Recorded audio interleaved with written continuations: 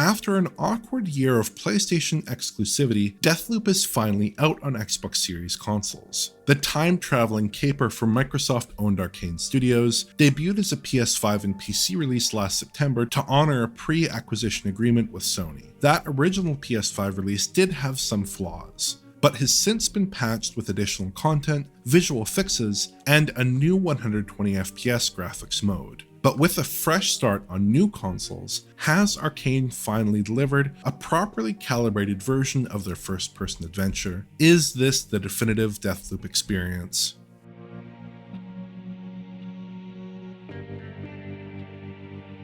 Deathloop is a curious game. Like several prior Arcane titles, Deathloop is superficially a first-person action game, but success depends on exploiting unique character abilities, stealth, and environmental hazards. It offers open-ended gameplay, but not in an open-world environment. It's a tightly curated experience that still manages to excite and surprise. Making progress hinges on exploiting the game's central conceit, a time loop that makes the game restart at the end of each day. It's not quite as strict as a game like Returnal, and it's structured as more of a conventional single-player adventure. Still, this is hardly a roller coaster ride, and conquering the death loop requires a fair amount of backtracking and patient exploration. Technically speaking, Deathloop largely resembles a last-generation title. It's not unattractive by any means, but the visual techniques at hand are generally in line with 8th gen fare. Asset quality is reasonably high at least, and shadow map and volumetric lighting quality is solid across all consoles. Deathloop isn't aiming for a hyper-detailed aesthetic, with stylized characters, lower density texture work, and simple particle effects, and it does at least succeed in conveying its retro 60s look. Plus, in the years since Deathloop's original release, we've seen vanishingly few visually advanced efforts on console. Most software is still mired in the cross-gen muck, with little visual distinction between current-gen and last-gen versions of popular games. So Deathloop is still keeping pace with general trends in real-time graphics, outside of a handful of graphically ambitious outliers. But let's move on to the console comparisons. There's a lot of ground to cover here, so to keep things simple we'll be going console by console, starting with the Series X's 60Hz modes, followed by the Series S and its 2 modes, and concluding with the new 120 FPS modes available on PS5 and Series X. First up is the performance mode. Just like on PS5, this option compromises on resolution in order to target a 60 FPS update. We seem to be getting a dynamic resolution here that tends to operate between 1080p and 1440p. If you look closely at certain screen elements, however, like the rocks here, it does seem like FSR 1.0 is being used to upscale the image, as was the case on PS5. There's a certain characteristic bit of edge filtering and smoothing apparent in this title that is typical of FSR 1.0. Image quality overall isn't too bad, and this mode generally does hold up pretty well in a 4K set, despite the relatively unambitious rendering targets. The upside of these resolution concessions is that the performance mode on the Series X is a locked 60 FPS as far as I can tell. Heavy combat in dense environments plays back perfectly fine without any issues. The visual quality mode at first glance seems very similar to the performance mode. The underlying visual settings seem quite similar, and the image resolve in still shots doesn't differ that much from the performance mode. Pixel counting reveals that the game is in 1832p to 2160p territory, however. Just like on PS5, Deathloop seems to operate with a pretty high resolution floor, which does help to resolve distant details more clearly, but doesn't make a huge difference during normal play.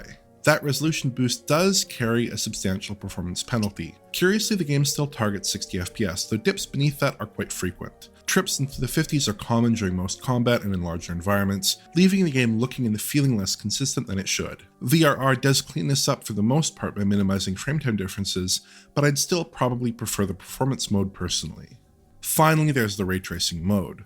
Like on PS5, we seem to be getting two key RT features here: ray-traced sun shadows and ray-traced ambient occlusion. The RT sun shadows do look quite good and showcase an accurate variable penumbra effect depending on the distance of the shadow casting geometry. Some sections of shadow remain quite sharp, others become diffuse as they grow distant from their source, and some others, like the power lines here, essentially disappear. It's a realistic looking effect, though it doesn't seem to apply to artificial light sources in the game. But the real star of the show is the Rtao. This adds a ton of additional ambient shadow detail to virtually every shot in the game.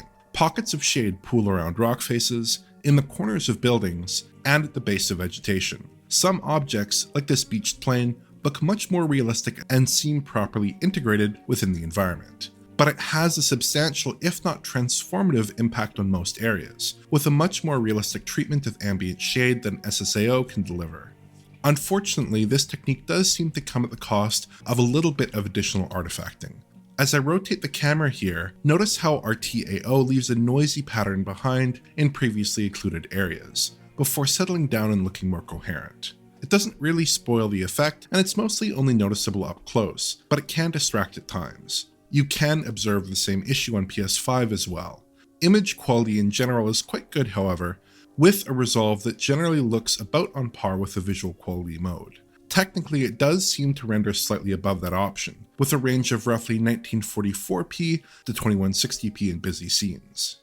With 2 RT effects in play, Arcane cut the framerate target to 30 FPS. Thankfully, I couldn't spot any dips or inconsistencies during gameplay, so it does feel very solid, which is quite unlike the PS5 version at launch, though that version's inconsistent framerate cap has since been fixed. My only real gripe here is that the camera motion blur setting doesn't apply much blur at all to broad camera movement, making the game feel a little bit choppier than it should during fast combat. Overall, the 60Hz modes on Series X are more or less a match for the same options on PS5.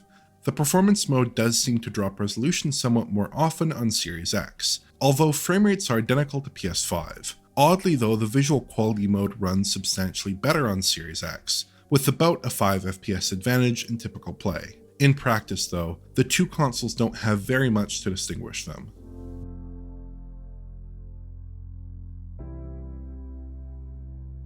The Xbox Series S is by far the weakest console platform capable of playing Deathloop. So how does the game hold up on Microsoft's 4 teraflop machine? The 4 visual options available on PS5 and Series X are pared down to just 2 modes here: performance and visual quality. Just like on the premium consoles, both of these modes lack ray tracing and aim for a 60 FPS update.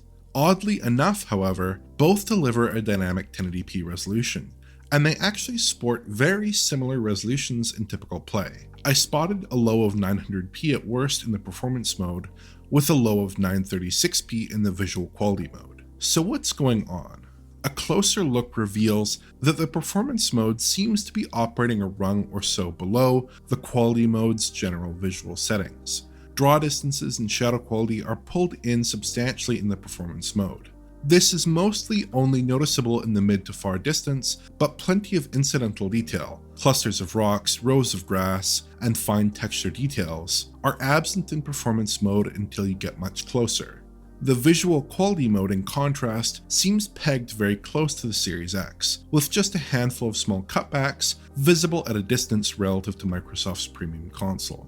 Neither mode offers frame rates as consistent as we'd like. The performance mode is generally at 60 FPS, though intense scenes and larger environments can see it momentarily dip to the 50s. The visual quality mode falls short of 60 more often, struggling in the same sorts of areas but dropping somewhat more frequently and forcefully.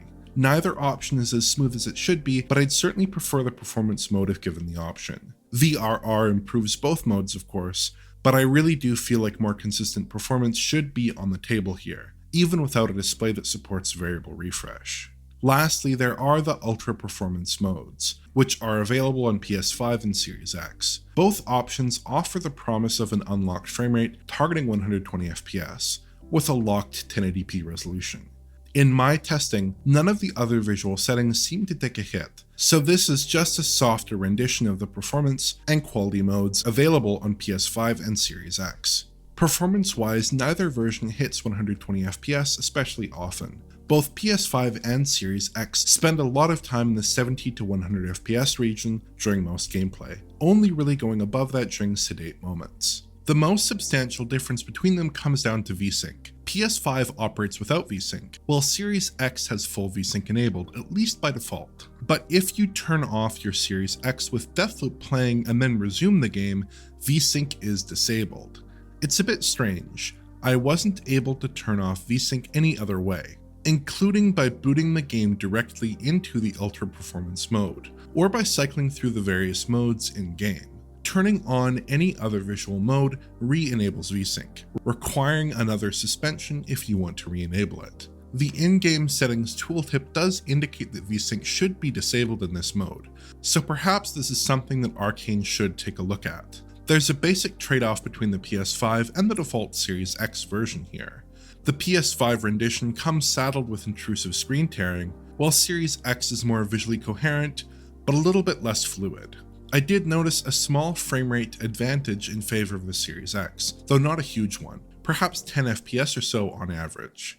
VRR, of course, is the way to go here. This clears up most of the performance inconsistencies and sidesteps any Vsync issues. I wouldn't give this mode much thought without VRR, but with variable refresh enabled, it seems more or less fine. Deathloop is a solid game, and possibly the last hurrah for Arkane's id Tech-derived Void engine, with the studio seemingly set to use Unreal Engine for future efforts. The fundamental rendering tech doesn't exactly impress, outside of a very good implementation of Rtao. But the art looks good, the game oozes style, and it still holds its own against most of the cross-gen efforts that are so common nowadays. I do think that the basic visual configurations leave a little bit to be desired, however. The visual quality options across the consoles offer questionable frame rates and are the default option when starting a new game. Some fiddling in the menus or VRR-capable TV hardware can address these problems, but consoles are about a plug-and-play experience, and Deathloop presents a lot of complexity to the player, with a wide variety of visual modes. The Xbox versions stack up basically as you'd expect, outside of those quibbles. Series X trades blows with the PS5 release, while Series S drops down to a 1080p target with mixed results. So Deathloop on Xbox offers a decent enough experience technically, but not a great one, with not much to distinguish it from the prior console release. If you enjoyed this video, please like, subscribe, and press the bell for YouTube notifications. Check out the Patreon at digitalfoundry.net for exclusive and early access content, and to get in touch, just use Twitter. Thanks for watching.